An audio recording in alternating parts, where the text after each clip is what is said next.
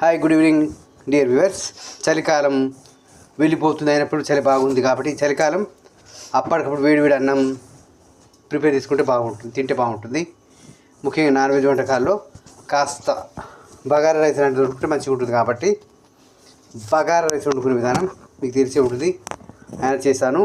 కాస్త తాలింపు కొత్తిమీర అనేసి నీళ్లు పోసి, కావాల్సినంత నీళ్ళు పోసి, బియ్యం పోసి, గోరువెచ్చగా పొయ్యి మీద పెట్టుకోవాలి.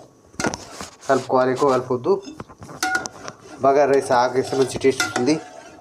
పచ్చిమిరకాయలు దూరగా కట్ చేసి ఫ్రెండ్స్, మనం తగినంత నీరు పెట్టి బగారా రైస్ ఉడికేటట్టు తీసుకున్నాం. రైస్ కుక్కర్లో పెట్టాము. ఇప్పుడు పొగలు గుమ్ముతూ గుమ్మగుమ్మలాడే బగారా రైస్ కూడా రెడీ, సిద్ధంగా అయింది. సో చలికాలం బగారా రైస్ వేడి అన్నం తింటే ఆరోగ్యానికి ఆరోగ్యం, టేస్ట్ ఉంటుంది.